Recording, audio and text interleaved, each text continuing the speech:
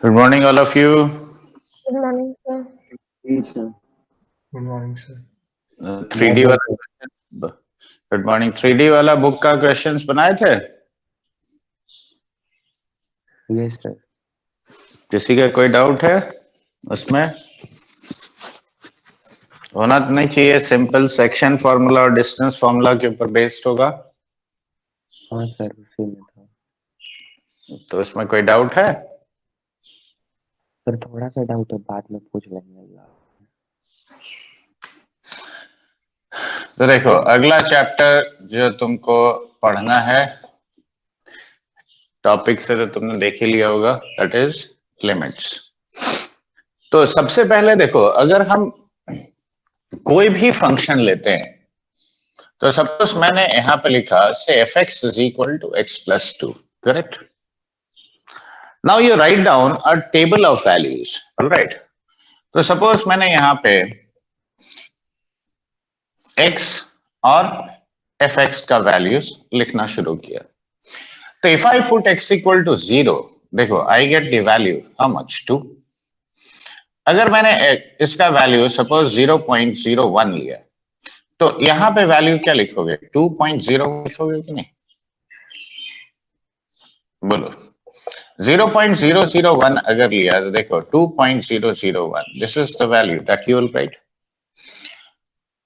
अगर मैंने इसका वैल्यू लिया सपोज -0.01, तो अब इसका वैल्यू क्या होगा? 1.99 होगा। अगर -0.001 लिया तो that means it's value will be 1.999। देखो ऐसे लिखते जाएंगे कि नहीं, बताओ। Yes, अब बताओ, अप्रोक्सीमेटली ये वैल्यू को अप्रोक्सीमेटली तुम क्या कहोगे? इनफैक्ट यहां से लेकर यहां तक ये चारों वैल्यूज को अप्रोक्सीमेटली हम क्या कहेंगे? अप्रोक्सीमेटली 2 करेंगे। अप्रोक्सीमेटली 2 कहेंगे। Very good. अब ये बताओ, इसको क्या कहोगे अप्रोक्सीमेटली? 0. अप्रोक्सीमेटली 0 कहेंगे। 0 कहेंगे। अब बताओ, ये 0 का जस्ट राइट वाला पॉइंट्स है कि नहीं? देखो ये दोनों 0.001 और 0.01, these are values just on the right side of which point? 0। 0, हाँ। और ये दोनों को क्या कहेंगे? ये दोनों पॉइंट्स कहाँ है? Just on the left side of 0. Correct, left side of 0। तो क्या हम ये जो पॉइंट्स है इनको नेबरहुड पॉइंट्स ऑफ 0 कह सकते हैं? Yes, sir. हाँ। नेबरहुड ऑफ 0 में ये पॉइंट्स हैं। अब यहां पे देखो, ये जो वैल्यूज है, तो इसको लिखने का एक टेक्निकल तरीका होता है। देखो ऐसे लिखते हैं, limit x is approaching 0, correct? ऐसे एक एरो देंगे और यहां पे लिखेंगे f of x, where f of x is this function. तो चाहे ये वाला वैल्यू हो या ये वाला वैल्यू हो या ये हो, मतलब any point that is in the neighbourhood of 0। हाँ, पूरा लिमिट भी नहीं लिखना है। देखो, लिमिट का पहला 3 अक्षर लिखोगे और उसके नीचे ऐसे लिखोगे x अप्रोचिंग 0, और ये एफ एक्स क्या है तुम्हारा? x प्लस 2 है। देखो ऐसे लिखेंगे। अब देखो, तो limit extending to 0 x plus 2, ये क्या देगा? This will give you the value of x plus 2 at a point which approaches 0, not exactly at 0। समझ में आया बात? ये क्या देगा? नेबरहुड पे। और अप्रोक्सीमेटली देखो, हर वैल्यू कितना है तुम्हारा? अप्रोक्सीमेटली, इसीलिए देखो अप्रोक्सीमेशन का साइन मैंने यूज किया। और क्या लिखेंगे इसको? 2 लिखेंगे। देखो ये बात समझ में आया? तो सबसे पहला बात ये समझो कि कहीं पे भी, ये कोई भी दूसरा भी पॉइंट हो सकता है। मान लो मैंने पॉइंट 1 का ही बात किया, तो देखो 1 पे इसका वैल्यू क्या हो जाएगा? 3 हो जाएगा। लेकिन अगर मैंने 1.001 लिया, तो अब x का वैल्यू ये पुट करो, तो देखो ये कितना आता है? 3.001 आता है कि नहीं, बताओ। अगर तुमने 1.01 लिया तो देखो इसको 3.01 लिखोगे। तो ये वैल्यूज कौन सा है? These are values of this function at a point on the right side of x equal to 1. Yes, sir. और अगर मान लो मैंने यहाँ पे 0.99 लिया होता तो क्या ये वैल्यू 2.99 हो जाएगा? देखो 2 + 0.99, Yes, sir. अगर 0.999 और एक प्लेस एक्यूरेट में जाते हो तो ये 2.999 ऐसे लिखोगे। Yes, sir. लेकिन देखो खास बात, ये लगभग ये चारों वैल्यूज अप्रोक्सीमेटली 3 के बराबर है कि नहीं? हाँ है। प्लीज, तो यहां पे अगर मुझे लिखना हो तो देखो limit x tending to 1 x + 2 क्या लिखेंगे बोलो? 3 approximately it is equal to 3। देखो कह सकते हैं कि नहीं? तो अब यहां पे देखो, यहां पे लिमिट अप्रोच कर रहा है कौन सा पॉइंट को? 1 को। I am taking the limiting value, इसको ऐसे कहेंगे the limiting value of the function x + 2, correct, at the point x = 1 is approximately equal to 3. The limiting value of the function x + 2 at the point x = 0 is equal to 2. अब यहां पे twist क्या है? देखो ये 0 का left side का point हो गया।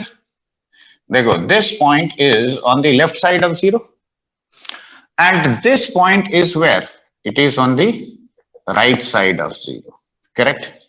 कहेंगे कि नहीं? हाँ। तो ये दोनों जो वैल्यूज है इसको लिखने का एक और तरीका है। देखो ऐसे लिखेंगे, 0 के ऊपर एक छोटा सा माइनस डाल देंगे। तो 0 के ऊपर एक छोटा सा माइनस मतलब मैं x = 0 पॉइंट, ये है तुम्हारा x = 0 पॉइंट। अब इसको अगर हम अप्रोच कर रहे हैं from the left hand side तो मुझे फंक्शन का वैल्यू कहां पे मिलेगा बताओ? इन the neighbourhood of x = 0 but on the left side of 0। हाँ या ना? Yes, sir. अगर मैंने ऐसे लिखा, देखो limit x tending to 0 plus, देखो प्लस मतलब हो गया right side of 0, correct? So the value of the function at a point just on the right side, that will be called right hand limiting value. Left side of 0 वाला जो case होगा, देखो इसको हम कहेंगे left hand limiting value.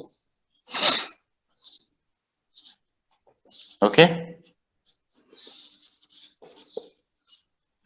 और ये point जरूर इंक्लूडेड होगा at x = 0। अगर कोई जनरल पॉइंट का बात करोगे एक, तो वो वहां पे x = a हो जाएगा। शॉर्ट फॉर्म में इसको हम कहेंगे left hand limiting value, correct? इसको कहेंगे right hand limiting value, okay, hand limiting value at x = 0। Alright, और शॉर्ट फॉर्म में इसको क्या कहेंगे? RHL कहेंगे। तो सबसे पहले लिमिटिंग वैल्यू, लिमिट यूज करने, लिमिटिंग वैल्यू क्या देता है बताओ? It gives you value of the function, कोई भी फंक्शन हो यहां पे fx in the neighbourhood of this point, यहां जो भी पॉइंट मेंशन्ड है उसका नेबरहुड पे एक पॉइंट देता है, ये एक वैल्यू देता है, करेक्ट? अप्रोक्सीमेट वैल्यू वो भी। अगर उस पॉइंट का लेफ्ट हैंड साइड में अगर लेते हो, इनफैक्ट तुम लिख लो थोड़ा, रेडी? Yes, sir. तो लिखो, लिखो limit x tending to a f of x, लिखो limit x tending to a f of x gives value of the function fx, gives value of the function f of x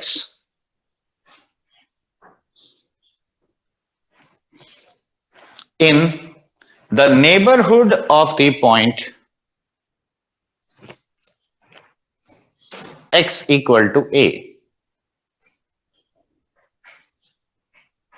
in the neighborhood of the point x = a। ये कोई general point है। आगे लिखो, ये देखो मैंने यहां पे प्लस डाल दिया, तो limit extending to a plus f x, limit extending to a plus fx gives value of the function fx, gives value of the function fx on the right side of x equal to a, on the right side of x equal to a. And it is also called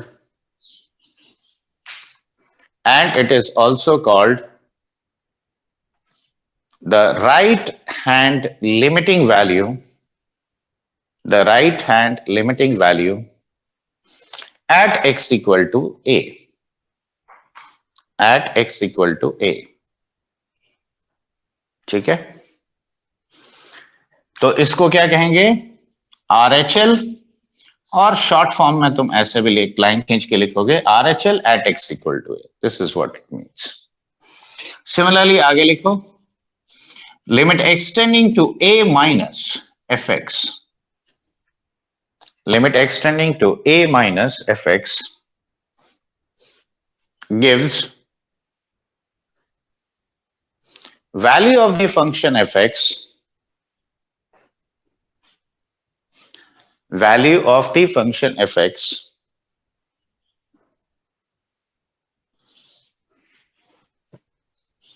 at a point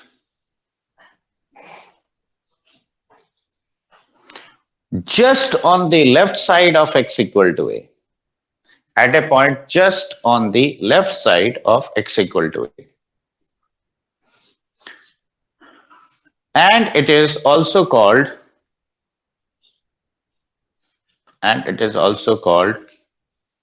the left hand limiting value, left hand limiting value at x equal to a. ठीक है, अब यहां पे जरा ध्यान देना, ठीक है। ये बताओ यहां पे इस फंक्शन के लिए left hand limiting value at x equal to 0 कितना है, बोलो, for this function. Left hand limiting value 2 है, बिल्कुल। राइट हैंड लिमिटिंग वैल्यू कितना है, वो भी 2 ही है।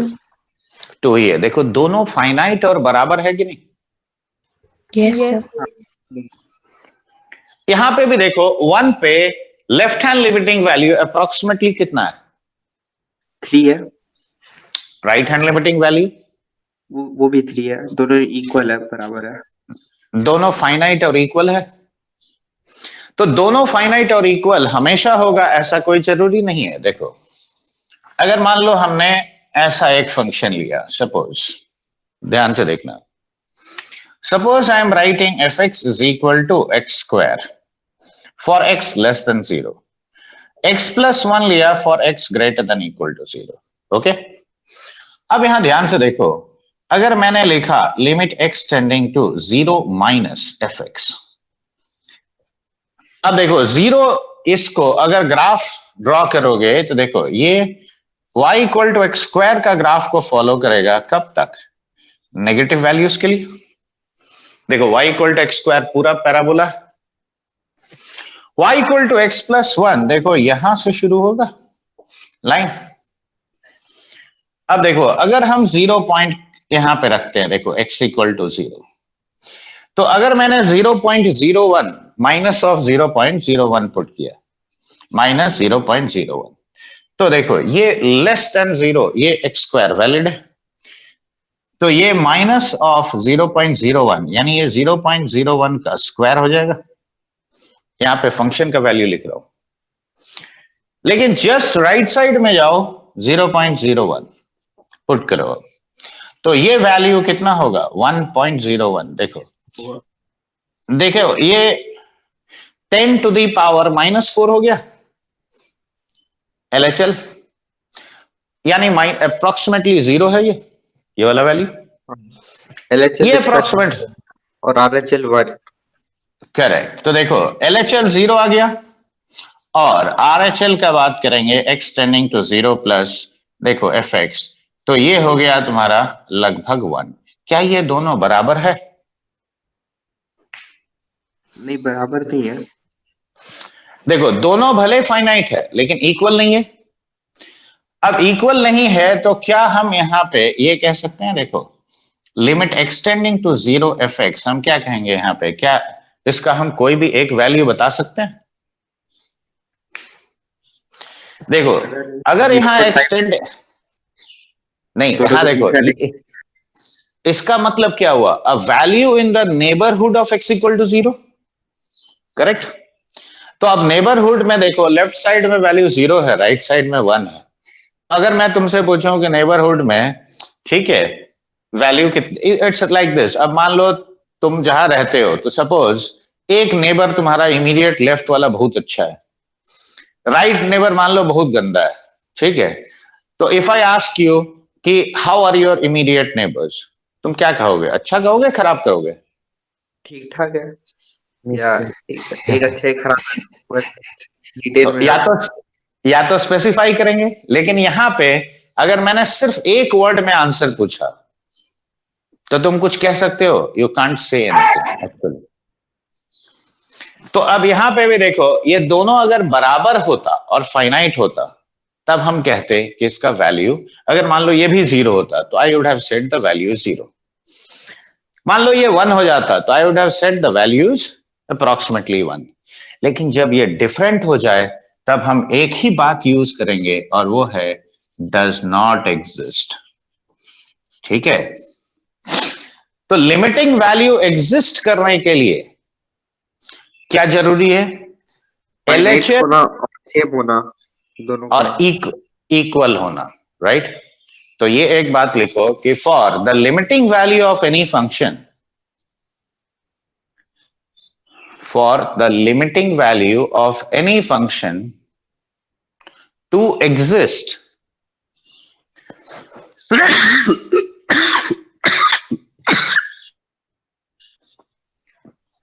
for the limiting value of any function to exist, LHL and RHL should be well defined,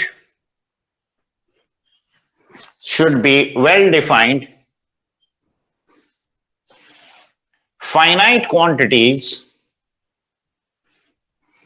should be well defined finite quantities and equal,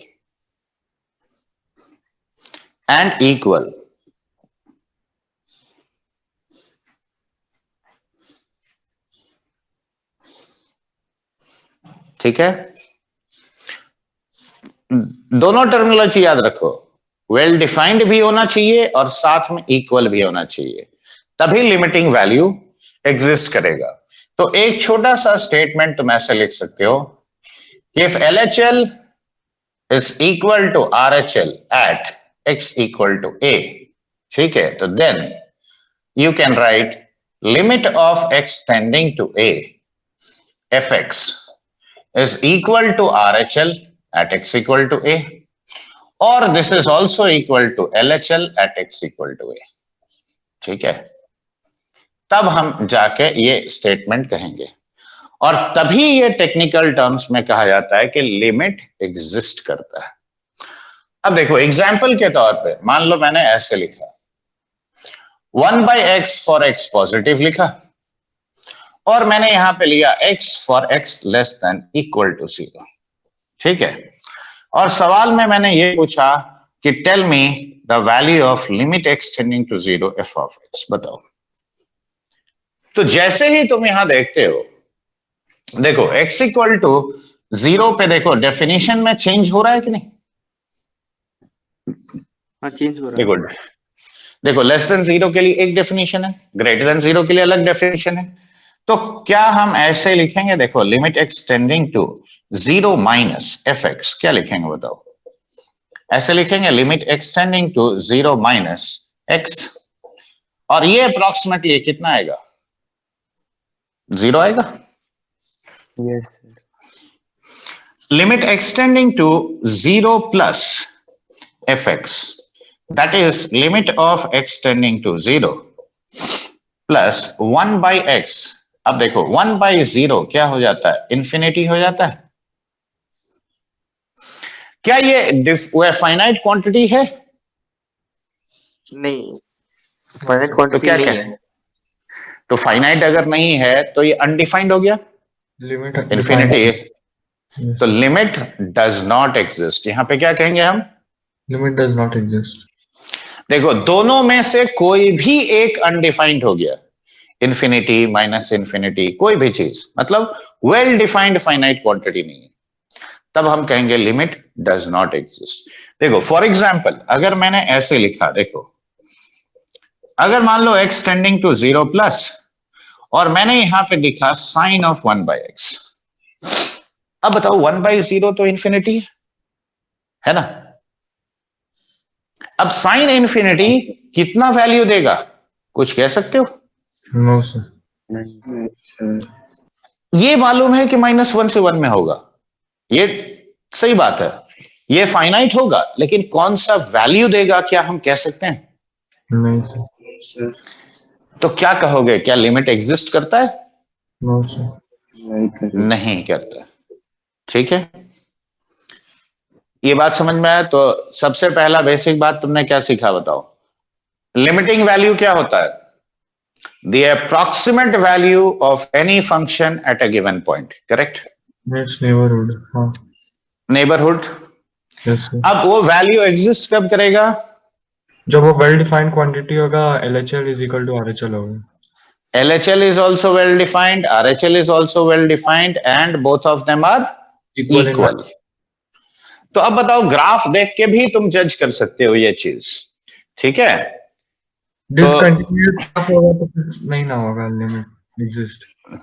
हाँ, वो continuity बाद में आता है, लेकिन पहले तो तुम नेबरहुड जज करोगे। अगर मान लो ऐसे मैंने एक ग्राफ ड्रॉ किया, देखो यहां पे 1 है और यहां -1 है, करेक्ट? तो if my graph looks like this, now tell me limiting value at x equal to 0 क्या एग्जिस्ट करता है? No, sir. नहीं एग्जिस्ट करता है। नहीं सर, LHL कितना होगा एट x इक्वल टू 0? -1. 1 और वो होगा 1। RHL is 1। तो दोनों फाइनाइट है लेकिन इक्वल है, नहीं. नहीं इक्वल नहीं है। तो क्या कहेंगे, limit does not exist, correct?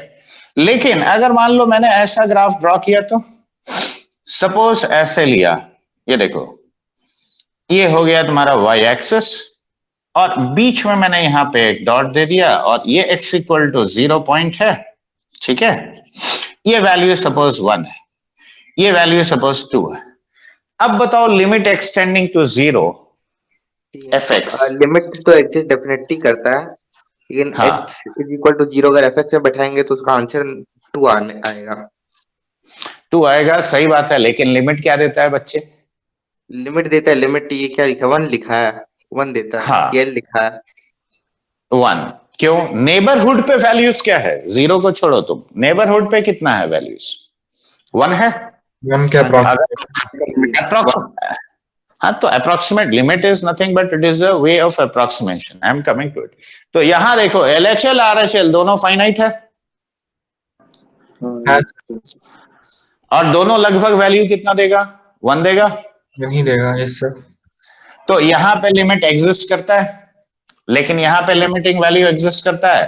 नहीं करता है। देखो ये समझ में आ रहा है बात? Yes, sir.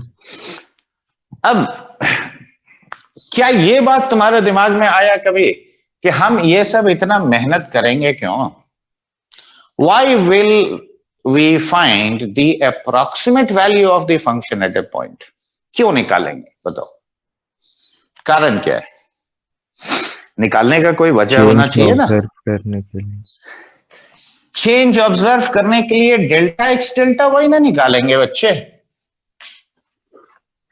बोलो, चेंज तुम कैसे मेजर करते हो? डेल्टा वाई और डेल्टा तो एक्स। बहुत बहुत बड़ा वैल्यू हो जाता है कैलकुलेशन से। नहीं पता नहीं नेचर ऑफ द ग्राफ पता करने के लिए क्या? नहीं, नेचर ऑफ द ग्राफ के लिए हम ऐसे क्यों करेंगे बताओ? ऐसे करने का तो कोई जरूरत नहीं है। तो let's first understand why limits are required. ये पार्ट तुम्हारा 11th में नहीं है, but you need to understand. कोई भी चैप्टर इसलिए नहीं पढ़ते हो क्योंकि बस उससे 2-4 क्वेश्चन आएगा, सॉल्व कर लेंगे, correct? That is not the reason. Mathematics का एप्लीकेशन हर जगह है, पूरा रियल लाइफ में। तो 2 टर्मिनोलॉजीज पहले समझो। देखो, एक टर्मिनोलॉजी है इनडिटर्मिनेट, दूसरा टर्मिनोलॉजी है अनडिफाइंड। ठीक है, देखो नाम से ही पता चलता है indeterminate, which cannot be determined by any of the rules of mathematics which have been laid down. तुम जितना भी रूल सीखे हो मैथमेटिक्स का, उसमें से कोई एक रूल बता दो जिससे 0/0 का वैल्यू निकलता हो। है कोई रूल? नहीं सर। नहीं, उसको अनडिटर्मिनेट वो बोल दिया गया है। इनडिटर्मिनेट क्यों है? क्योंकि ऐसा कोई रूल है ही नहीं जिससे हम इसका वैल्यू निकाल सके। ऐसा 7 वैल्यू है ना सर? फॉर्म है 7, लेकिन प्राइमरी फॉर्म एक ही है, याद रखो। प्राइमरी का बात कर रहा हूं, ठीक है? Okay sir. अब यहां ध्यान, इसीलिए ध्यान से समझो। अब देखो अनडिफाइंड, अनडिफाइंड किसको कहते हैं? जो डिफाइन नहीं है, जिसका प्रॉपर डेफिनेशन नहीं है। अभी जैसे देखो एग्जांपल के तौर पे 1/0। 1/0 is it defined quantity? No sir. क्या इसका वैल्यू निकाल सकते हैं? नहीं सर। अब बताओ तो इन्फिनिटी का डेफिनेशन एक्चुअली हम लोग क्या कहते हैं? इन्फिनिटी का डेफिनेशन कहते हैं कि a very large number, larger than the largest number you can think yes और यू कैन राइट, करेक्ट? लेकिन एक बात बताओ, फिजिक्स में एक टर्म, अगर तुम इलेक्ट्रिसिटी चैप्टर या इलेक्ट्रोस्टैटिक्स पढ़े होगे तो उसमें एक टर्म आता है इनफाइनाइटली लॉन्ग वायर। कभी देखे हो ना? हाँ या ना? नहीं देखा। ऐसा टर्म फिजिक्स में एनकाउंटर नहीं किया। 12th में करोगे, इलेक्ट्रोस्टैटिक्स एक चैप्टर है, तो अक्सर उसमें टर्मिनोलॉजी आता है इनफाइनाइटली लॉन्ग वायर। तो इनफाइनाइटली लॉन्ग वायर का मतलब क्या है? वायर माइनस इन्फिनिटी से इन्फिनिटी एक्सटेंड कर रहा है, ऐसा पॉसिबल है क्या? मतलब अर्थ से लेके मार्स तक जाएगा क्या? बहुत लंबा है। No sir. बहुत लंबा है। अब यहाँ बहुत बड़ा है। नहीं, ये भी नहीं है बात। अगर मान लो तुम यही देखोगे कि if I take a wire which is 1 metre long, correct, but its diameter if it is say 10 to the power -12 meters। देखो length of the wire is 1 metre, तो 1 मीटर लॉन्ग वायर है, लेकिन डायमीटर अगर 10 to the power -12 हो गया तो हम इसी 1 मीटर लंबा तार को इनफाइनाइटली लॉन्ग कहेंगे। रीजन क्या है? देखो 1 मीटर, तो length of the wire is 10 to the power 12 times the diameter. तो with respect to the diameter, लंबाई इसका 10 to the power 12 is a huge figure. Yes sir. तो ये क्या हुआ? ये एक रिलेटिव चीज हुआ, याद रखो। Infinity is a relative quantity, it is always defined with respect to something.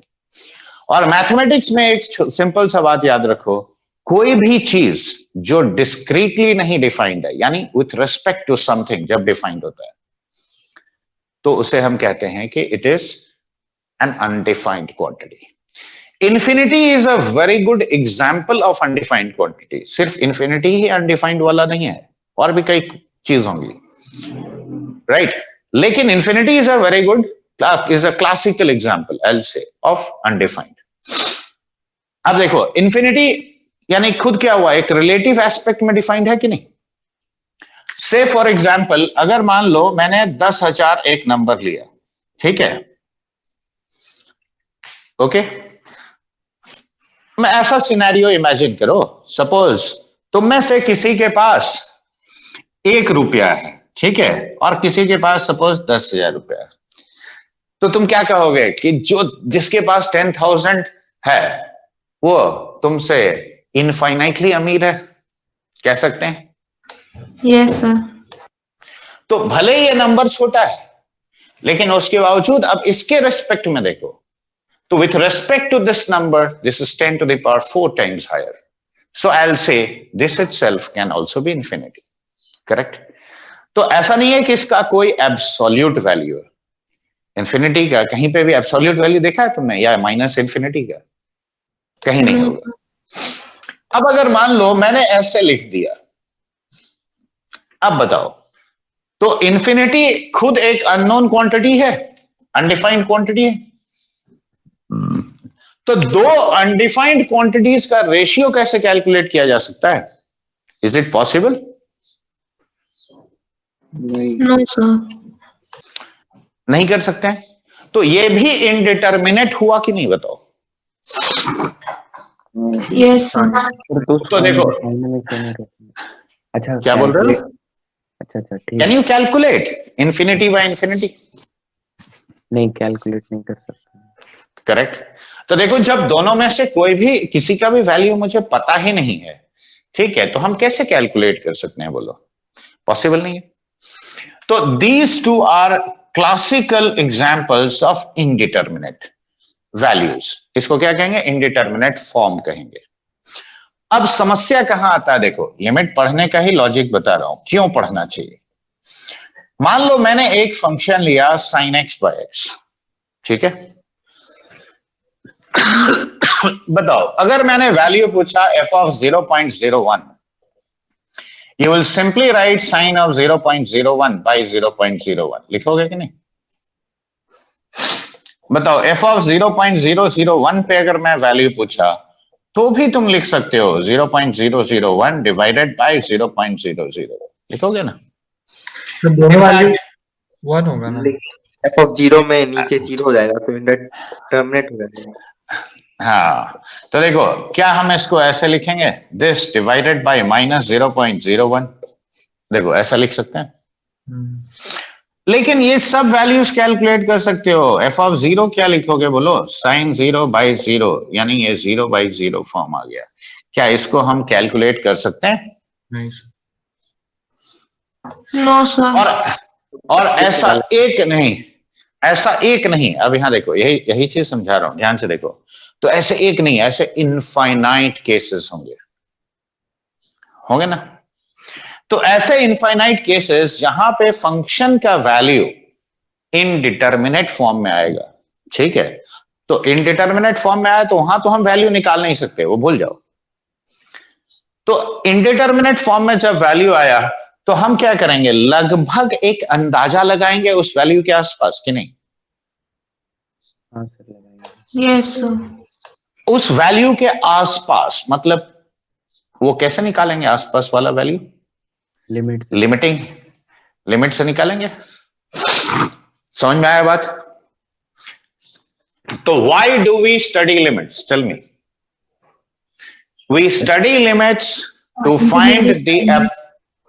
To find the approximate value of all those functions whose values are in indeterminate form at some point or the other.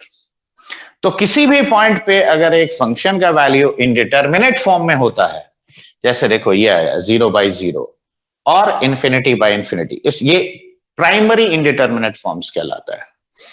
तो अगर इन forms में आता है, तब हम limiting theorems का use करते हैं to calculate the approximate value. Correct. मैं जैसे एक छोटा सा चीज, कॉम्प्लेक्स नंबर पढ़ाते वक्त भी मैंने इसका इस्तेमाल किया होगा, तुमको याद होगा। देखो, साइन एक्स को हम लोग एक्स के टर्म्स में क्या ऐसे लिखते हैं बच्चे? याद आया किसी को? तो साइन का बहुत छोटा वैल्यू होगा तो वही थीटा के बराबर हो जाएगा ना इस केस में? हाँ, वो छोटा वैल्यू होगा तब। अब यहां देखो, अब केयरफुली देखो, अगर मैंने ऐसे लिखा limit x tending to 0 sine x divided by x को अगर हम इवेलुएट कर रहे हैं, हाँ, यहां पे ये बताने की थोड़ी सी, देखो ये माइनस बाहर आया, तो देखो क्या ये 0.01 और डिवाइडेड बाय 0.01 होता है? देखो, LHL और RHL दोनों वैल्यूज बराबर है। तो दोनों वैल्यूज अगर बराबर है, तो मैंने अभी क्या बोला? The limiting value exists. Finite भी है। करेक्ट। अब देखो, अब इसको हम ऐसे लिखेंगे, लिमिट x टेंडिंग टू 0 है ये। अब sin x की जगह ये वाला पुट कर दो।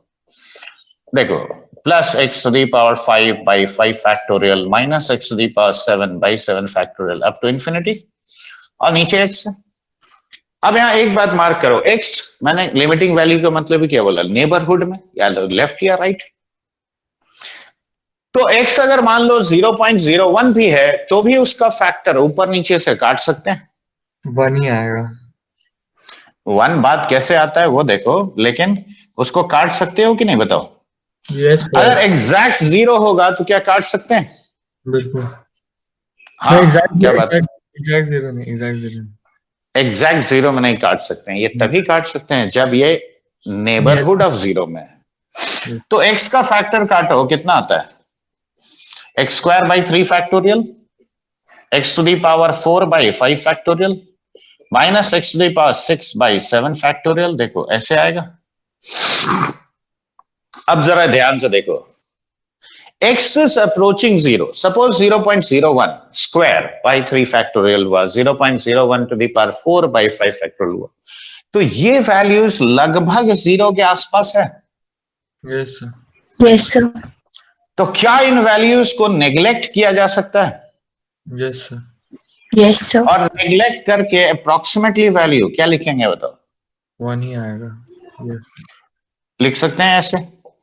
तो देखो, limit of x approaching 0 sin x by x and this comes out to be how much, approximately 1 आता है ये वैल्यू,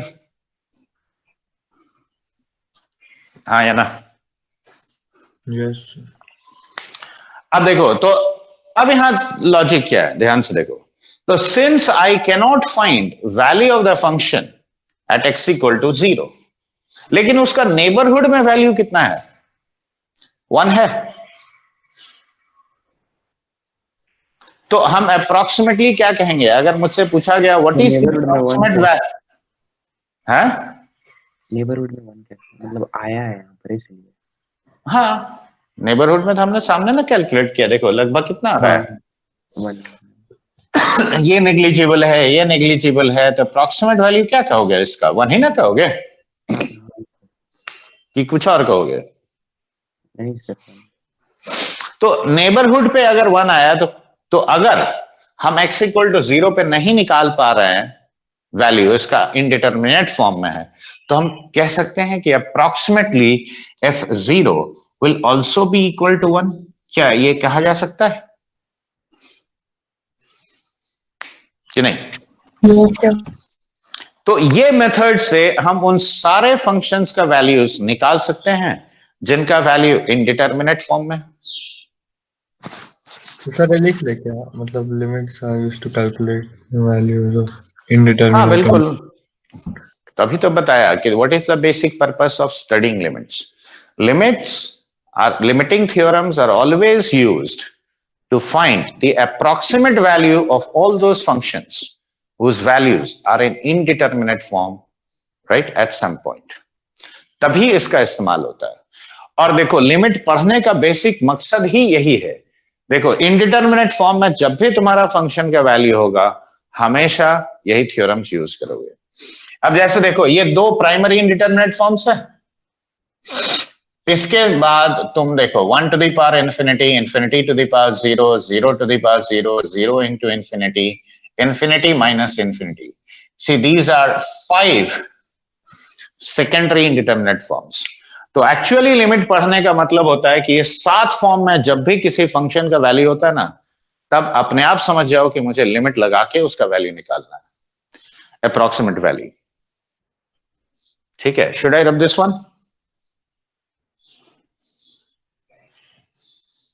क्या हो गया बच्चे लोग, सो गया? राइट साइड छोड़ दीजिए। हाँ लिख लो। इनफैक्ट ये एक स्टैंडर्ड वैल्यू के तौर पे भी याद रखोगे। सर वो 0 to the power 0 भी है। हाँ बिल्कुल, एक काम करो ना, तुमको अगर कंफ्यूजन हो रहा है तो एक कैलकुलेटर लो। ऊपर जो लिए हैं 0 to the power 0, उसके बगल में क्या लिखा है? Infinity to the power 1 to the power infinity, infinity to the power 0, 0 to the power 0, 0 into infinity, infinity minus infinity. ठीक है, ये एक्चुअली 7 इंडिटरमिनेट फॉर्म है, 1 बाय 1 विल कवर, लेकिन कवर करने से पहले एक दो और स्टैंडर्ड चीज बताते हैं। देखो, जैसे ये एक स्टैंडर्ड केस है, वैसे ही एक स्टैंडर्ड केस और आता है। अब यहां देखो, अगर मान लो मेरा फंक्शन है इस फॉर्म का, x to the power n minus a to the power n by x minus a, ठीक है। अब एक छोटा सा बात बताओ, ये तुमको याद होना चाहिए क्योंकि मैंने फैक्टराइजेशन के वक्त सिखाया था बहुत पहले बिगिनिंग में। देखो, x to the power n minus 1 plus x to the power n minus 2 into a, x to the power n minus 3 into a square. देखो, ऐसे करते जाओगे और a to the power n minus 1 तक। देखो, ये होता है इसका फैक्टराइज फॉर्म। तो इसको हम लोग ऐसे ब्रेकअप कर देंगे, x tending to a, x minus a into x to the power n minus 1 plus x to the power n minus 2 into a, x to the power n minus 3 into a square, and like this up to a to the power n minus 1, or divided by x minus a, correct. अब यहां जरा ध्यान से देखो, x is approaching a, x equal to a तो नहीं है, तो क्या ये फैक्टर इक्वल टू 0 होगा? Tell me. नहीं सर, तो 0 नहीं है, तब हम इसको काट सकते हैं कि नहीं, बताओ। If it is non zero तो can we strike it off, और यहां पे क्या कहेंगे, since x is approaching a, x minus a is not equal to 0। देखो, ये कह सकते हैं। तो देखो, अगले स्टेप पे हम यहां पे क्या लिखेंगे, x tending to a, it is x to the power n minus 1 plus x to the power n minus 2 into a plus x to the power n minus 3 into a square, and like this up to a to the power n minus 1। अब अगर बताओ, अगर x को हमने a put कर दिया तो ये कितना आया, बोलो, a to the power n minus 1। देखो, a to the power n minus 2 into a to the power n minus 3 into a square, और ऐसे करके a का पावर n माइनस 1 आया। अब बताओ, a का पावर n माइनस 1 ये हो गया, ये भी हो गया, तो a का power n minus 1 how many times you are getting? तो देखो, n माइनस 1 से x का पावर 0 तक गया, तो 0 to n minus 1 n terms हुआ। कितने टर्म्स हुए? हाँ सर, तो क्या इसे n times of a to the power n minus 1 लिखा जा सकता है? तो ये भी एक स्टैंडर्ड लिमिट हुआ, ठीक है। सर ये कैसे लिखे लास्ट में सर, ये कैसे लिखे? ये कैसे लिखे, x को a पुट कर, x टेंडिंग टू a है, तो हर जगह जहां जहां अच्छा, तुम्हें x और भी बेटा सर, अच्छा ठीक है। अभी जैसे limit x tending to 1, x plus 1 लिया, तो उसमें x को 1 पुट कर दो, तो देखो 1 प्लस 2 लगभग अप्रोक्सीमेट वैल्यू 3 आता है कि नहीं? सर, ये ठीक है, बोल तो देखो, ये जो फैक्टराइजेशन है वही मैक्लॉरिन से ना जो आप बताए थे आएगा? नहीं ये तो सिंपल जीपी है, अच्छा अच्छा, ठीक है सर। सिंपल जीपी तो है ये मैक्लॉरिन से आता है। ठीक है सर। तो ये दोनों स्टैंडर्ड लिमिट पहले समझ में आया कि नहीं आया, बताओ। सर सेकंड वाला लिखना है पूरा। लिख लो।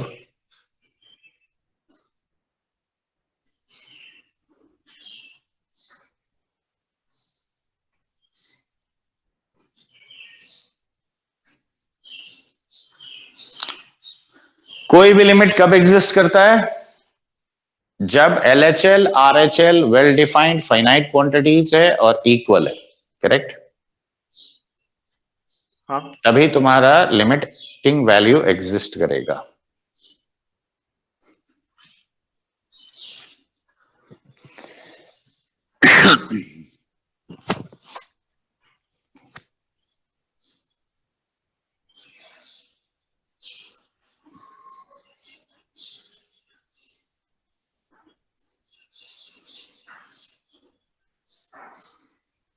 रेडी?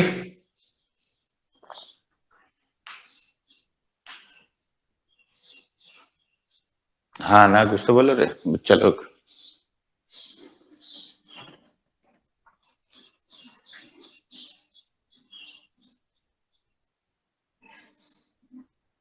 एक मिनट सर बस हो।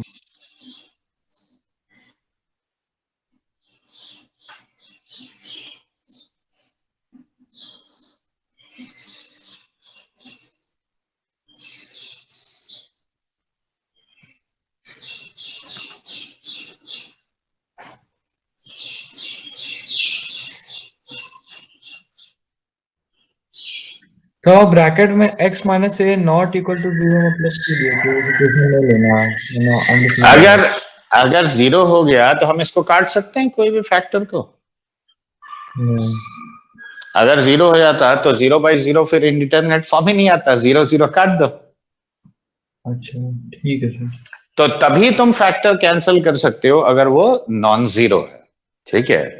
तो that is why I have written कि if x is tending to a, यानी x इक्वल टू a तो नहीं है, नहीं है सर। तो x minus a will not be equal to 0, then only I can strike off this factor. Yes sir तो इसमें जैसे पूछना है कि आपने ए ही पर निकाला तो जस्ट ए के जस्ट पीछे भी तो निकाल सकते हैं डाल के वैल्यू।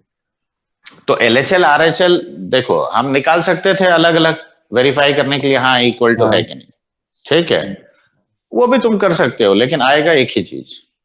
मतलब इजी के लिए यही ले लिया जाता है ना। हाँ डायरेक्ट ले लिया मैंने, ठीक है, लेकिन आएगा एक ही, तभी ना एग्जिस्ट करने का। देखो अभी तो चैप्टर शुरुआत किए हो, कहां पे LHL RHL चेक करना होता है ना, वो कुछ स्पेसिफिक केसेस होता है, वो मैं बता दूंगा। सिर्फ उन्हीं केसेस में LHL RHL वेरीफाई करना, ठीक है।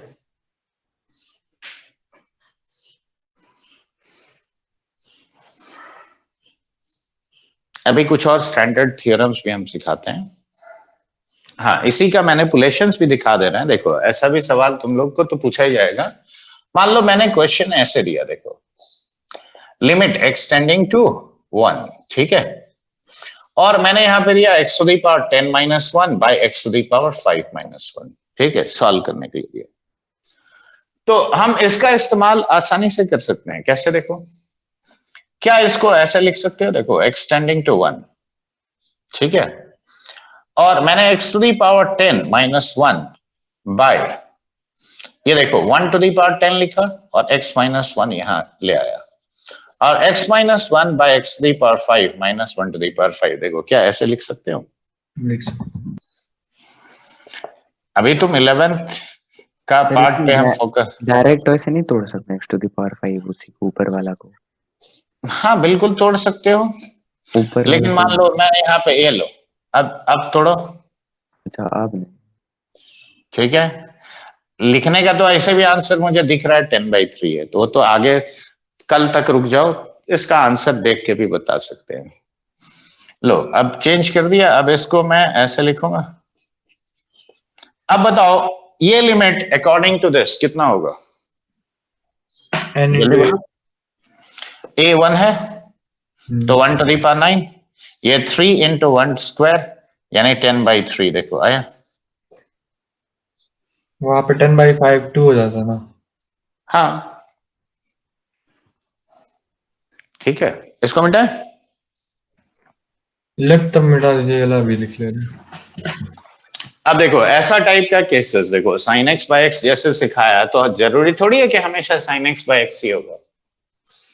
अब यहां देखो अगर मान लो मैंने ऐसे लिखा limit x tending to 0, suppose sine of 3x और डिवाइडेड बाय 5x लिखा, ठीक है, तो सबसे पहला काम तुम क्या करोगे, देखो 3x को t पुट कर लो। अब बताओ x अगर टेंडिंग टू 0 है, since x tends to 0, 3x equal to t will tend to 0, yes or no? 3 times of 0 is also 0. क्या हुआ, कंफ्यूजन में क्या पड़ गया, सही लिखा मैंने गलत लिखा? तो अब बताओ ये जो लिमिट है, क्या अब इसे हम ऐसे लिख सकते हैं, limit of t tending to 0। अब देखो ये साइन ऑफ t हो गया। अब जरा यहां ध्यान दो, x कितना है, t/3 है, तो 5 टाइम्स ऑफ t/3। तो देखो ये 3/5 देखो ऐसे हो गया, तो लिमिट t टेंडिंग टू 0, देखो isn't it 3/5 times of sin t divided by t। अब देखो ये 3/5 को बाहर रखो, अब लिमिट t टेंडिंग टू 0, देखो sin t बाई t, तो अंतर क्या है, देखो t x मेरा स्टैंडर्ड लिमिट में था, x की जगह खाली t हो जाएगा, तो ये लिमिट भी तो 1 ही होगा। तो आंसर क्या आया बताओ। देखो क्या समझ में आ रहा है कि नहीं आ रहा है बताओ। Yes sir. अब यही चीज देखो, फास्ट अगर ओरल आंसर देना चाहते हो तो अभी अभी मैंने जो सिखाया कि if theta is very small, sine theta can approximately be taken as theta. हाँ सर, ये करिए। तो 3x/5x लिख देते हैं इसको, हाँ वैसे भी आएगा। x कट गया, 3/5 सीधा आंसर आ गया। अब देखो इफ थीटा, ये सब छोटा छोटा बात याद रखो, if theta is very very small, okay. अब ये सब लेकिन स्कूल में लिखोगे तो तुमको 0 मिल जाएगा, बता रहे क्यों। वैसे अगर करेंगे तो स्कूल के सारे सवालों का आंसर ऐसे ही देख के आ जाएगा। तो if theta is very small, देखो sine theta will approximately be equal to tan theta and that will approximately be equal to theta, ठीक है। लेकिन अगर एब्सोल्यूट टर्म्स की बात करो तो theta is always greater than sine theta and that is less then tan theta. देखो ये होता है एब्सोल्यूट टर्म्स की बात करेंगे तो, ठीक है। लेकिन क्वेश्चन सॉल्व जब करोगे, जब डिग्री 1 खाली इन्वॉल्व है, तो उसके लिए मैं अप्रोक्सीमेटली इतना लूंगा। देखो did you understand this. Degree 1 क्या बोले सर? देखो नीचे भी डिग्री 1 है ना, यस। अगर डिग्री ज्यादा होगा ना तब फिर हम ये अप्रोक्सीमेशन नहीं करेंगे। ठीक। अभी आगे सीखोगे, अभी टेंशन मत लो, ठीक है। सर फिर भी तो वो तो एंगल ही ना है, एक टाइप से डिग्री बदल भी देंगे फिर भी। हाँ लेकिन अब डिग्री जैसे चेंज हो गया तो मुझे ज्यादा एक्यूरेसी चाहिए, तो ज्यादा एक्यूरेसी चाहिए। देखो ये तो एकदम क्रूड एक्यूरेसी हुआ ना, देखो साइन x में x आता है, फिर x³ आता है, फिर x⁵ आता है, इंफिनिटी तक आता है। हाँ तो मैंने खाली बाकी सारे टर्म्स को नेग्लेक्ट किया, तो बहुत सर, क्रूड रिजल्ट आएगा कि नहीं। सेकंड वाला कंडीशन किसके लिए है जो एस्ट्रिक्स दिया है, स्टार मार्क इधर। ये तुम कोई भी 0 से पॉजिटिव अगर कोई भी चीज हुआ ना तो उसके लिए करोगे, ठीक है। क्योंकि बहुत सारा क्वेश्चन होता है जिसमें कि comparison between sine theta, theta and tan theta will be required, okay. नीचे वाला भी थीटा वेरी स्मॉल के लिए ही है। देखो किसको मिटाएं बोलो। मिटा देते, सब चीज लिखी है। लिख लिया। सब लिख लिया हो तो अब ये देखो, तुम लोग अगर ट्रिग्नोमेट्री का ग्राफ थोड़ा सा याद रखते तो ये सब सवाल ना पूछते। साइन थीटा देखो, ये कह सकते हो कि अब देखो tan कैसा होता है, जस्ट पॉजिटिव के लिए देखो ऐसा होता है। हाँ सर। इनफैक्ट देखो π/2 पे ये वाला ऐसे आएगा।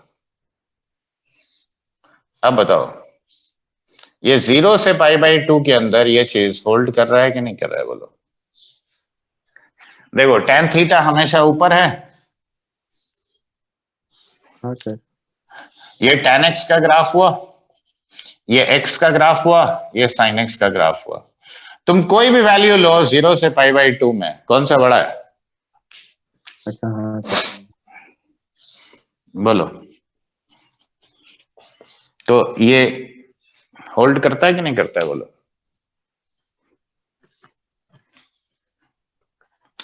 और अगर नीचे का भी बात करोगे तो देखो जस्ट थीटा जब नेगेटिव होता है तो ये नेगेटिव से मल्टीप्लाई करने पे इनइक्वालिटी पूरा रिवर्स हो जाएगा।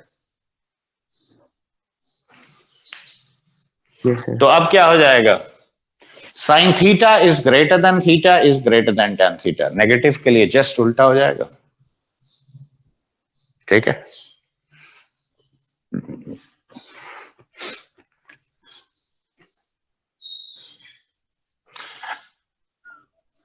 अब देखो कुछ स्टैंडर्ड थ्योरम्स ऑन लिमिट्स एक एक करके तुम लिख लो, ठीक है।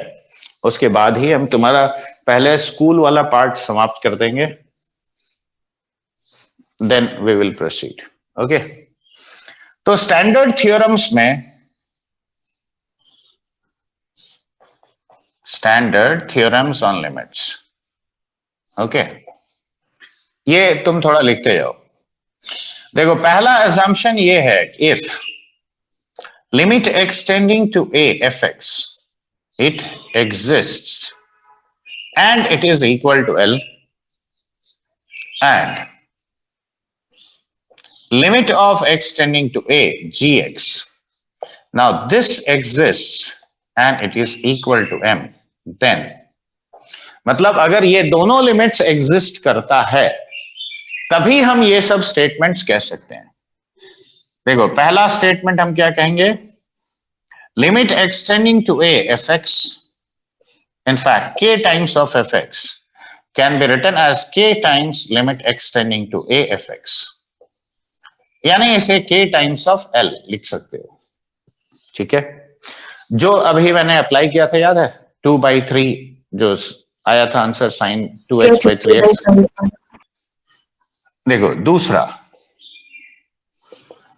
Limit of x tending to a fx plus minus gx, तो this will exist, okay, and you can write it as limit of x tending to a fx plus minus limit of x tending to a gx। देखो यानी इसे हम L plus minus m लिख सकते हैं, लेकिन याद रखो ये one way statement. One way statement कहने का मतलब क्या है, देखो अगर मान लो मैंने ऐसे लिखा होता कि लिमिट एक्सटेंडिंग टू 0 से sin 4x divided by 5x और plus 6x divided by sin 2x, देखो ऐसे लिखा। तो अब एक बात बताओ, ये लिमिट अब तो तुम देख के बता सकते हो ये लिमिट एग्जिस्ट करता है कि नहीं करता है? हाँ सर 4/5। करेक्ट। ये वाला लिमिट कितना आता है?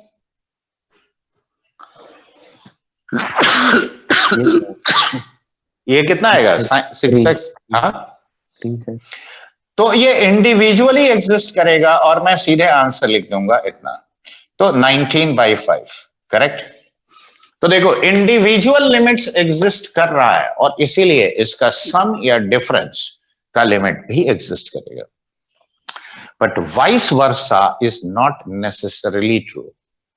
इसका उल्टा मतलब अगर ये एग्जिस्ट किया तो ये दोनों करेगा, ऐसा कोई जरूरी नहीं। ये बात देखो इनफैक्ट मार्क कर लो और लिख लो, जैसे हम आगे सॉल्व करके तुमको दिखाएंगे। अभी 1 मिनट लिखने दो, सॉल्व करने दो, रुको कितना आता है। ये सॉल्व करोगे तो -1/3 आएगा, ठीक है।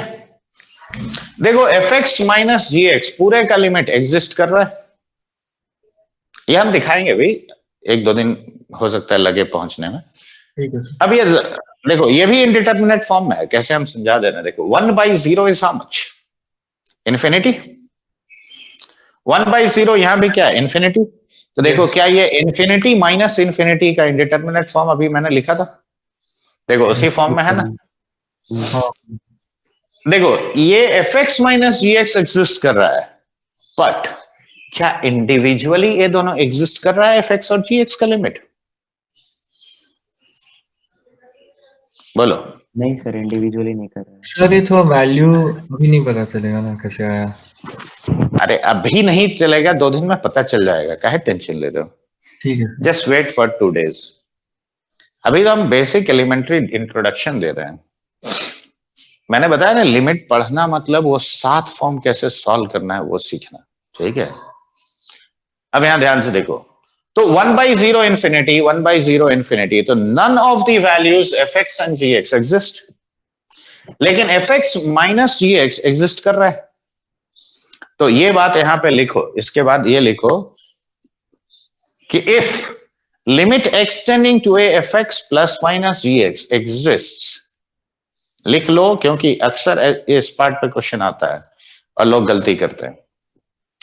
If limit extending to a f x plus minus gx exists, that does not necessarily mean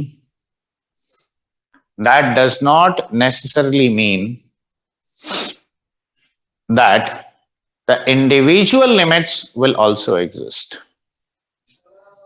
The individual limits will also exist. ठीक है?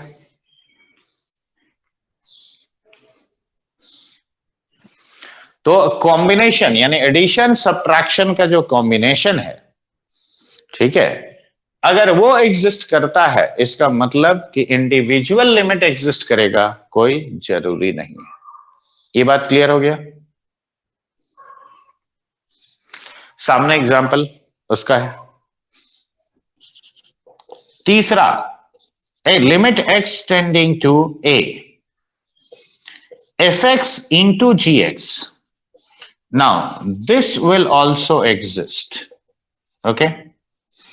And it can be written as product of the individual limits, fx into limit extending to a gx. देखो ऐसा लिख सकते हो, यानी हम इसे L into M का फॉर्म में डायरेक्ट लिख सकते हैं, product of the two individual limits. समझ में आया बात? चौथा स्टेटमेंट हम ये कहेंगे, limit extending to a fx by gx. Now this will exist and you can write it as limit of x tending to a fx divided by limit of x tending to a gx, और ये हम लिख सकते हैं L by M provided M is not equal to 0. ठीक है? अच्छा, ये चार स्टेटमेंट पहले लिखे हो। सर ये थ्योरम को आप बाद में प्रूफ भी बताएंगे सर? क्या चीज? मतलब अब तुमको अगर चाहिए तो हम प्रूफ करके दिखा देंगे, उसमें कोई बहुत बड़ा बात नहीं है, मतलब लेकिन के लिए भी सेम रूल जाएगा कि मान लीजिए इसका प्रोडक्ट का लिमिट एग्जिस्ट कर रहा तो जरूरी नहीं कि इंडिविजुअल का एग्जिस्ट। हाँ, ये सब मैंने क्या बोला, जितना भी स्टेटमेंट है वन वे है। मतलब ये दोनों एग्जिस्ट करता है तो ये एडिशन सब्ट्रैक्शन मल्टीप्लिकेशन डिवीजन का एग्जिस्ट करेगा, लेकिन यहां पे देखो डिनोमिनेटर नॉन जीरो होना चाहिए।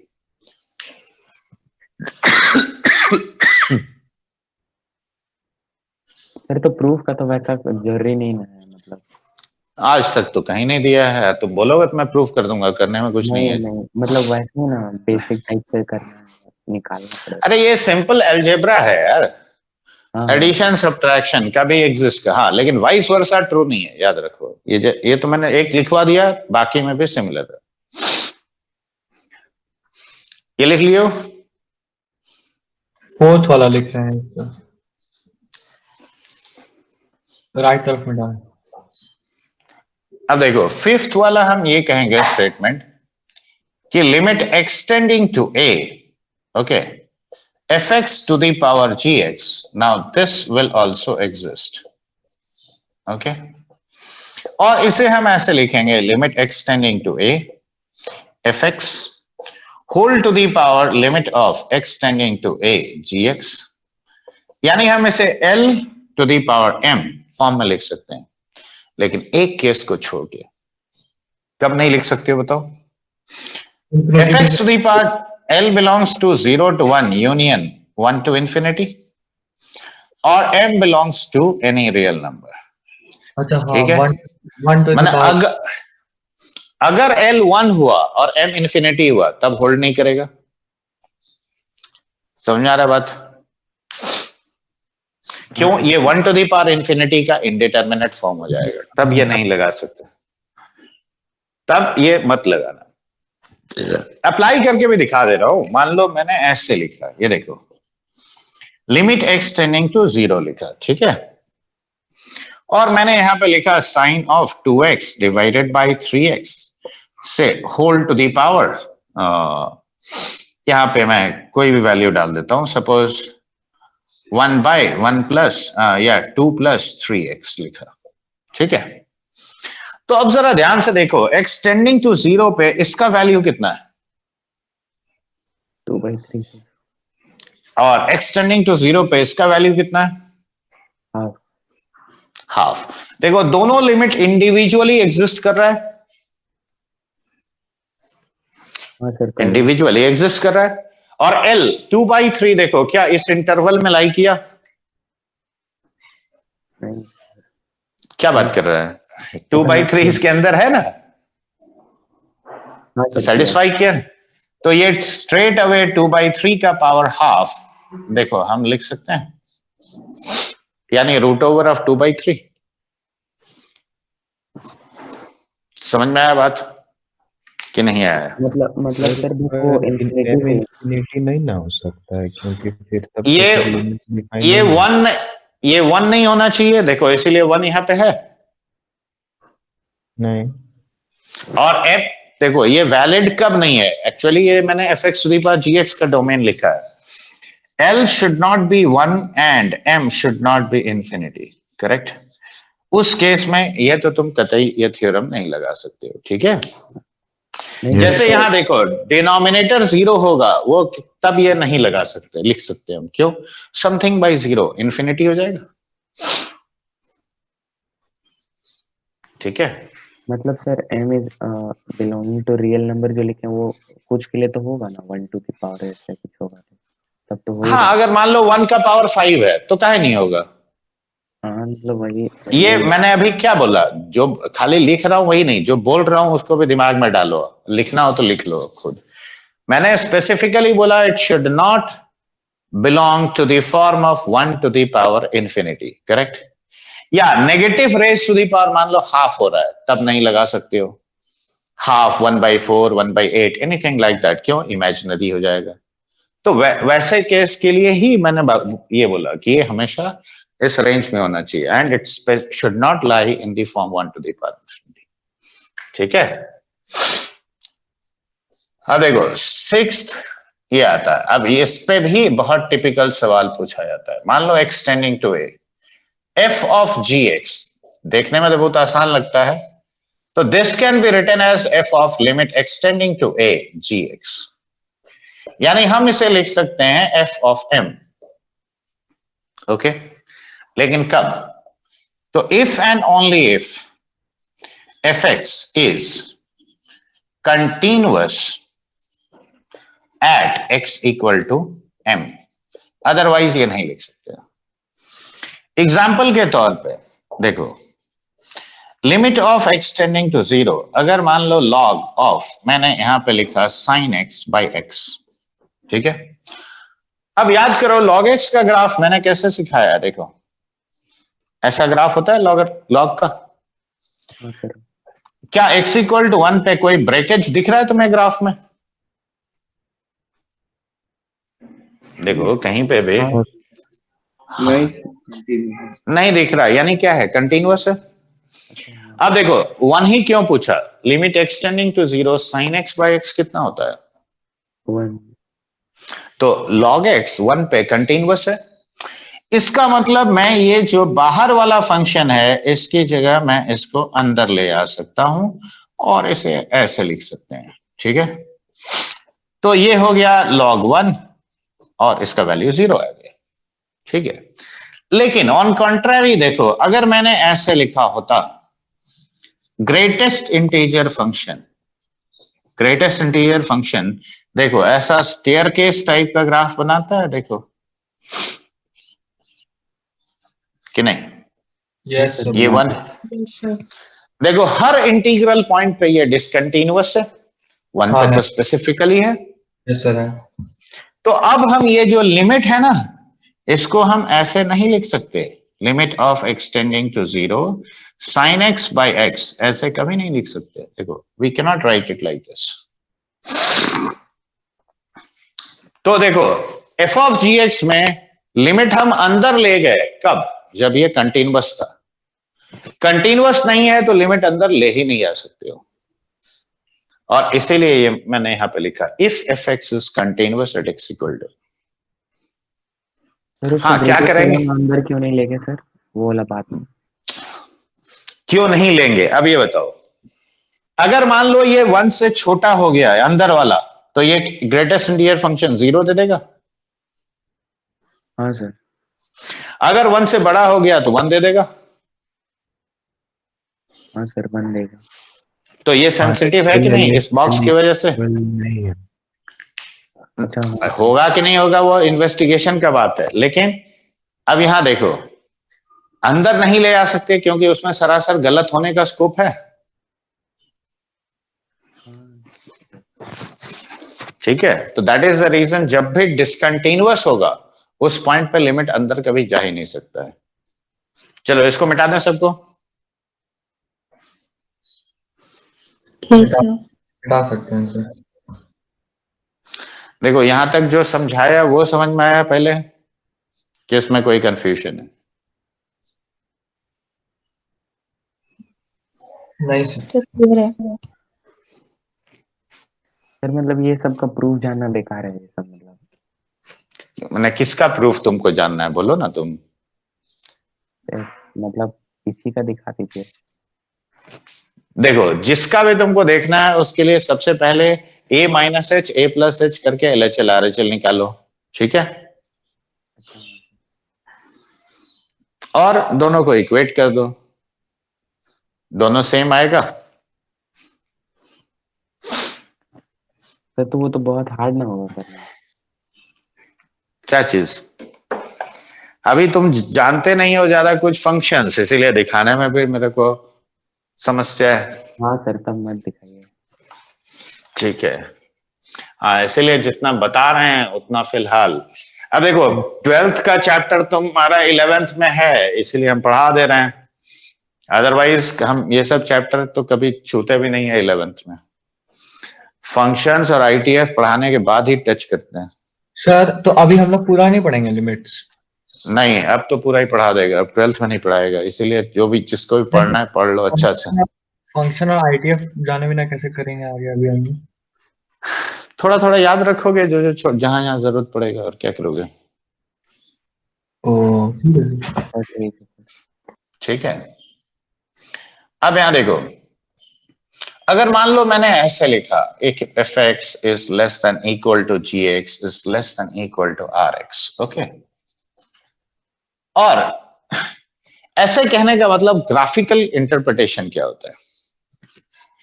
देखो ग्राफिकल इंटरप्रिटेशन कुछ इस तरह का हम कह सकते हैं कि ये मान लो fx है, ये कोई फंक्शन gx है, और यहां पे मान लो और एक फंक्शन rx है।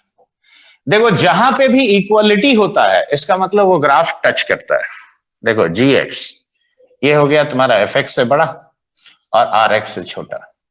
सैंडविच खाते हो ना, क्या ऐसा नहीं लग रहा है कि fx और rx के बीच में gx को सैंडविच कर दिया गया? Yes sir. सैंडविच में क्या होता है, 3 लेयर होता है ना, एक लेयर बीच में ऐसे सैंडविच है, this pen is marker is sandwich between 2 hands, right? तो अब यहां पे देखो इसका मतलब यही ना है। अब इक्वलिटी कहां पे है, जहां पे टच कर रहा है। तो मान लो मैंने कोई भी पॉइंट लिया, तो देखो कोई ऐसा भी पॉइंट होगा जहां तीनों फंक्शन एक साथ टच कर रहे हैं, पॉसिबल है कि नहीं? कोई ऐसा भी पॉइंट होगा जहां मान लो तीनों फंक्शन एक साथ टच कर गया, एब्सोल्युटली पॉसिबल। सपोज ऐसे है, ये देखो एक फंक्शन तीनों जगह टच किया कि नहीं? Yes sir. तो मान लो कोई भी point x equal to a है, तो यहां देखो अगर ये हर वैल्यू के लिए gx is sandwich between fx and rx, तो कोई point x equal to a के लिए भी होल्ड करेगा कि नहीं बताओ?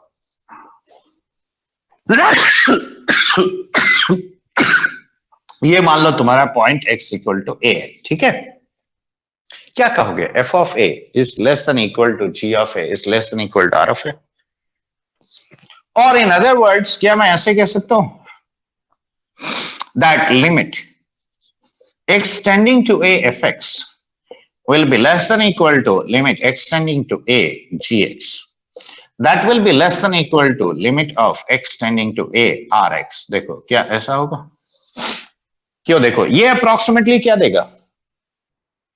एफ ऑफ ए, ये क्या देगा जी ऑफ ए, और ये क्या देगा आर ऑफ ए। तो देखो ये चीज ट्रू है कि g a is greater than equal to f a is less than equal to r a, possible है for any value x equal to a belonging to the domain of these three functions. और इसको बोलते हैं, ये अगला theorem है, इसको sandwich theorem बोलते हैं। क्यों? ये उसी प्रिंसिपल पे बेस्ड है। अरे समझ में आ रहा है कि नहीं आ रहा है? Yes.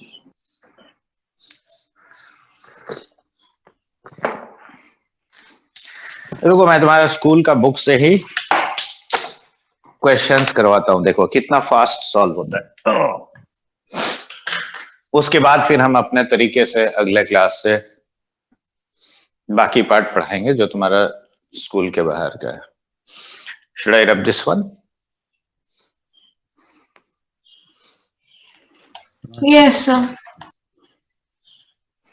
लेफ्ट वाला रुक जाइए, राइट में हटा दीजिए। अब जैसे यहाँ अंदर नहीं ले आ सकते तो करेंगे क्या? तो वो सब चीज भी है, वो सब सिखाएंगे, लेकिन पहले तुम्हारा हाँ सर बोलो। मतलब फंक्शन पढ़ लेते तो ज्यादा अच्छा से ये सब जान पाते क्या? मतलब बिल्कुल तो बाद में पढ़ाइएगा सर। नहीं, अब तुम्हारा 11th में जितना चैप्टर है एनसीईआरटी का हम उसी हिसाब से तुमको वाइंड अप कर देगा, और जो चैप्टर का कवरेज 12th में भी है ठीक है वो भी पढ़ा देगा। सर पहले फंक्शन आईटीएफ पढ़ा दीजिए ना, तब वरना फिर सर दिक्कत होता है थोड़ा थोड़ा अगर हो। क्या दिक्कत हुआ बताओ इसको समझने में? नहीं इसको समझ में थोड़ी हुआ, मतलब आप बोले ना कि वो पढ़ाने से जल्दी समझ में आता, तो मतलब वही ज्यादा सही रहता अगर पॉसिबल है तो। देखो अभी फिलहाल जो ये चैप्टर पढ़ा रहे ना, तो देखो कहीं पे दिक्कत होगा तो बोलना, उसको बता देंगे। बाकी माइनर चीज तो तुम लोग सीखे ही हो। अच्छा सर ज्यादा कुछ ठीक है। आईटीएफ है उसका? हाँ जहां जहां इनवर्स फंक्शंस होता है वहां पे यूज होता है। अच्छा, ठीक है, तो वहां पे मैं बता दूंगा। ठीक चलो है, इसको मिटाएं अब। हटा दीजिए।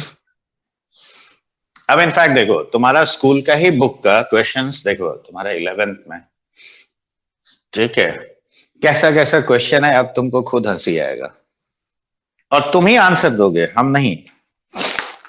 ठीक है, रुको अब लाइन बाय लाइन में क्वेश्चन लिख रहा हूं, ठीक है, एक एक्सरसाइज का। ऐसा शायद मैं पहला बार एनसीईआरटी का बुक से एक्सरसाइज करवा रहा हूं। बताओ कितना वैल्यू लिखेंगे? पहला क्वेश्चन है ये। 6 हाँ 6 देखो कोई टाइम लग रहा है आंसर करने में? x tending to pi x minus 22/7 क्या लिखोगे बोलो? 0 0. गलती कर दिया ना? अरे नलायक, पाई का वैल्यू अप्रोक्सीमेटली 22/7 होता है। हाँ सर, अच्छा यस समझ गए। और इसीलिए तुम उसको 22/7 काट मत देना, यही वैल्यू लिखोगे। ठीक है सर। ठीक है, चलो बताओ x टेंडिंग टू 4। सर पर वो सर 0 नहीं होगा, एंडिंग है तो 0 नहीं 0 मत लिखना। अब बताओ इसका वैल्यू बोलो। सर 17/2 19/2. 8.2 4 into 4 16 plus 3 19 19/2 ना हुआ बच्चे? हाँ, ठीक है। वही बोले। चलो अगला सवाल का आंसर दो। x tending to -1 x to the power 10 plus x to the power 5 plus 1 by x minus 1 बोलो। माइनस देखो -1 का पावर 10 -1 का पावर 5 प्लस 1 डिवाइडेड बाय -1 तो देखो 1 plus 1 2 -1 1 तो -½ सीधे आंसर। यस अब देखो limit x tending to 0 x plus 1 का पावर 5 -1 डिवाइडेड बाय x, कौन सा थ्योरम लगाएंगे बोलो? वो जो जीपी वाला। नहीं बायनोमियल से पहले एक्सपैंड ए वो भी कर सकते हो, नहीं भी कर सकते हो। देखो क्या इसको ऐसे नहीं लिख सकते हैं? ऐसे ही लिखेंगे। अच्छा यस सर वैसे भी सर। अब x to the power n minus a to the power n, तो क्या ये 5 इंटू 1 का पावर 4 सीधे नहीं लिखेंगे?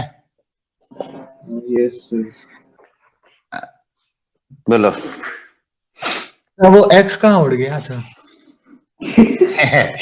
x में खा गया, +1 -1 किया ना, अच्छा ठीक है, हाँ ठीक है, उसको ऐसे तो लिख दीजिए। x के जगह अब क्या हो गया देखो, x टेंडिंग टू 0 है तो x +1 टेंडिंग टू 1 हो गया ना अब। हाँ ठीक है सर, ठीक है सर। चलो ये तुम बताओ, तुम ही लोग बताओ, क्योंकि ये इतना आसान हम क्या हो जाएंगे, इसीलिए ये सब हम कभी पिकअप भी नहीं करते हैं। चलो बोलो इसका कितना होगा value, x tending to 3, x to the power 4 minus 81 divided by 2x square minus 5x minus 3। ठीक है, जल्दी बोलो। देखो पहले वैल्यू पुट करके देखो ये कौन सा फॉर्म में आ रहा है। तो x को अगर हम 2 पुट करते हैं तो 4 इंटू 3 12 माइनस 12 0 हो गया। हाँ सर अगला वाला देखो डिनोमिनेटर भी 0 हो रहा है, हाँ सर तो Yes, तो sir. सबसे पहले इसको फैक्टराइज करोगे तब, ठीक है। पहला वाला 11/4 होगा। 11/4 आ रहा है, 0 आ रहा है, मतलब 1. 11/4 तो नहीं आएगा बच्चे। अच्छा 17/4 6 हाँ 11/4 सही बोला था अक्षत। ठीक है सर। हाँ सर 11/4 है। स्कूल वाला टेक्निक यूज करके सॉल्व करोगे, मेरा टेक्निक से तो देख के आंसर बता दोगे, लेकिन अभी तुमको पहले देखो स्कूल में ना पास करना है। देखो -30 किससे आएगा, क्या ऐसे लिखेंगे तो आएगा? हाँ वैसे ही 5x - 10 और नीचे x - 2 इंटू x + 2। देखो क्या इस फैक्ट को हम लोग फैक्टराइज करके ऐसा लिखेंगे। अब ये बताओ यहां से हम से 3x + 5 दूसरा का 108/5 आएगा। वो जो भी आएगा वो देख ले रहे हैं अभी, एक मिनट पहले इस पे फोकस करो। अब यहाँ ध्यान से देखो क्योंकि स्कूल में लिखने का भी तरीका है। अब यहाँ पे ये स्ट्राइक ऑफ कर सकते हैं, लेकिन बगल में ये जरूर होना चाहिए, ये अगर नहीं लिखोगे तो teacher has every right to give you 0। ठीक है, ये देखो since x is tending to 2, x - 2 is a non-zero quantity, इसीलिए हम काट सकते हैं। ठीक है, तो अब इसका लिमिट क्या हो गया, limit x tending to 2 3x + 5 divided by x + 2। अब देखो एक बात चेक करो, क्या ये 0/0 का फॉर्म में है? तो देखो 3 into 2 No, sir. 3 into 2 + 5 by 2 + 2, तो देखो 6 + 5 11/4। देखो ये आ गया। दूसरा का 108/5। तो अभी 11th में तुमको स्कूल में दिखाना है तो पूरा ऐसे दिखाओगे। अगर कुछ और करोगे तो फिर हो सकता है कि तुमको एक बड़ा सा 0 पकड़ा दिया जाए। समझ गए अक्षत? हाँ सर हम वैसे ही किए हैं जैसे आप बताए ना, मतलब डायरेक्ट नहीं पुट किए। अब यहां देखो ध्यान से, 3 to the power 4 is 81, मतलब पहचान क्या है कि क्या क्यों हम फैक्टराइज करेंगे। तो 81 - 81 0 हो गया। अब देखो 3 square is 9 into 2 18, yes sir. Correct. अब देखो 18 - 18 देखो 0 हो रहा है, 0/0। तो ये 0/0 का फॉर्म है। ठीक है, यस सर। तो अब हम इसको फैक्टराइज करेंगे। देखो क्या इसे x² - 9 इंटू x² + 9 लिख सकते हो? Yes sir. नीचे 2x - 1 into x + 3। 2x² - 6x + x - 3 देखो लिखेंगे। Yes sir. अगले स्टेप में x टेंडिंग टू 3, अब ये देखो x - 3 into x + 3 into x² + 9 divided by, देखो ये हो गया 2x + 1 इंटू x - 3, ऐसा कहेंगे। Yes sir. अब हम ये x-3 काट सकते हैं, सेम लॉजिक लिखोगे, लिखना भी इंपॉर्टेंट है। So x-3 is not equal to 0। Okay, जब भी काटोगे तो that is why we can cancel off. अब यहां पुट करो तो देखो ये 3 + 3, ये हो गया 3 square + 9 divided by 2 × 3 + 1। So how much value does it give you? 162 और नीचे हो गया तुम्हारा 6 + 1 7। 62 1। अच्छा वो अच्छा 100। हाँ सर सॉरी सर। हाँ सर वही। अब मल्टीप्लाई तुम खुद कर लो यार, वो भी हम थोड़ी बताएंगे। नहीं सर वो नहीं बोलते।